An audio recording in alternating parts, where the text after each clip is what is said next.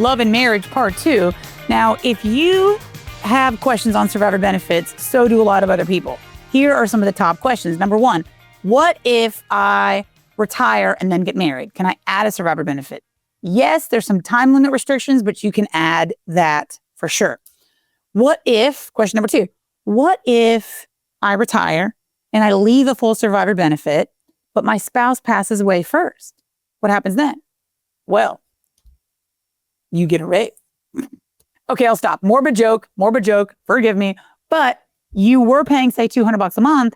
Now you stop paying the money. They stop deducting it out of your pension because there's no one to leave that benefit to any longer. So now instead of, like, let's say your pension was $2,000 a month and you were paying $200, now you're back up to $2,000 a month gross. So that's another question. So another question we get here, number three, what happens with the health insurance if I retire and don't leave a survivor benefit? Well, this was kind of mentioned in that first video, but here's the deal.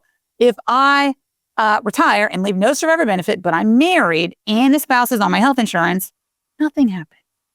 Everything stays status quo. Your spouse stays on the health insurance as long as you are living, which I would advise you to do as long as possible.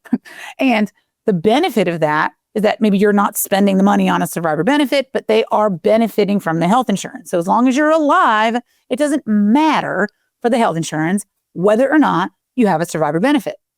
Note the word survivor. It's only if you pass away that it determines whether or not your surviving spouse can continue, keyword, continue the health insurance. And here's the other trigger or the kicker or the rub or the beef. Here's the other thing. Your spouse has to be on the health insurance when you pass away in order to keep it. Whether you have a survivor benefit, like if you have a survivor benefit, even with it, if your spouse is on their state employee health insurance the day you die, survivor benefit or not, they ain't keeping the FEHB or the PSHB. They're not keeping what you had because they're not on it. That's what I mean by continue is the key word, because it's a continuation of coverage. You just stay on the boat. All things in motion tend to stay in motion. You just keep rolling on a river. You're just going to keep staying on there. Proud Mary. But if you're not on it, you can't continue, right? You can't just magically create that.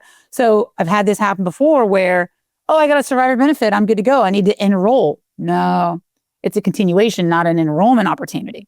This is not it's not an election period.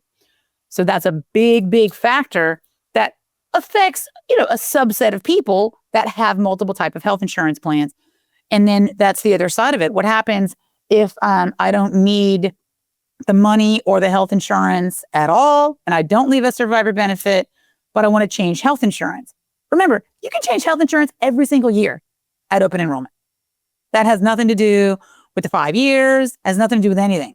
As long as you're changing your health insurance within the spectrum of the federal health plans, Blue Cross, GEHA, Aetna, pick a name, mail handlers, all the stuff, you're changing within their serving size. You're at the restaurant, you're only eating that restaurant's food. You didn't bring in Pizza Hut to the Continental restaurant, right? That's different, but you're changing within the plans that they offered you. So as long as you're within a Fed offered plan or postal offered plan, absolutely, you are continuing on with your 5 consecutive years to have that health insurance in retirement. Now, people say, what about the disabled child survivor benefit? How much does it cost? It doesn't. There is an automatic survivor benefit. It's not half or a quarter. It's a designated number, depending on how many children there are, and things like that. But it's a set number to allow them to maintain the health insurance. That's the only reason it exists, so they can maintain that because of that disability. And you have to prove that, of course. You got to have the documentation and all of that. So Human Resources needs to know it if you're an employee, and OPM is going to need to know it if you're a retiree. So you need to be super clear that everybody knows about that disabled status for sure. And 7 years ago, no, I'm kidding. It sounded like fourscore. Just made me laugh. But you have a lot of choices with that. But remember, even a partial survivor benefit will guarantee that your surviving spouse gets to maintain the health insurance that you currently have. And side note, here's the other big question I get.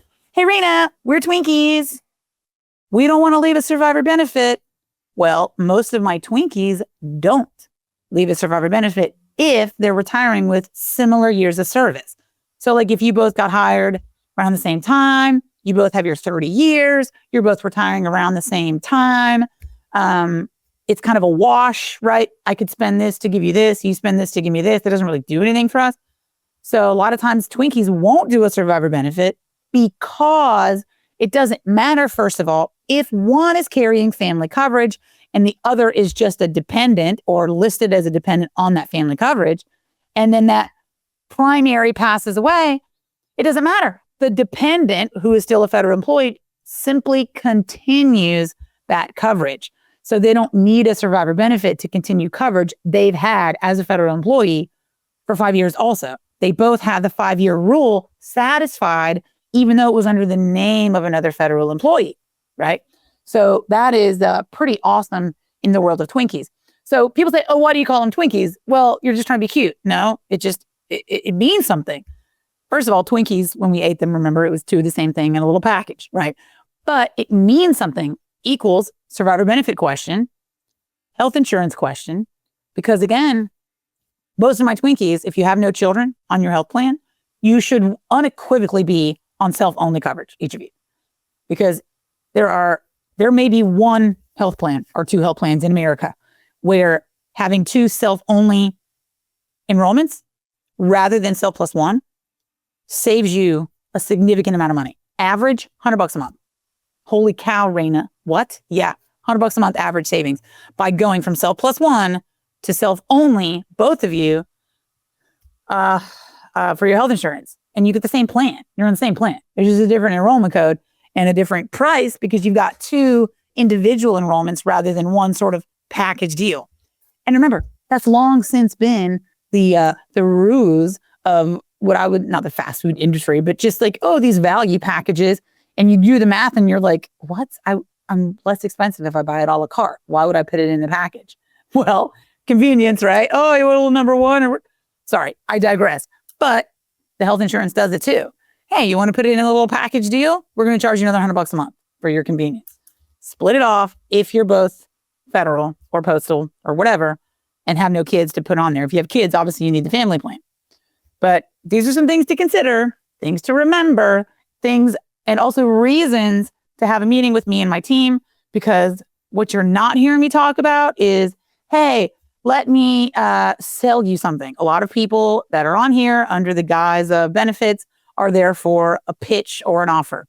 If there's something that you need, anybody, we can help you, of course. But our main goal is to get you retired the right way, because we have to talk to you probably for the rest of your life. And your family, as beneficiaries, will reach out to us if something happened so we can help them with that as well.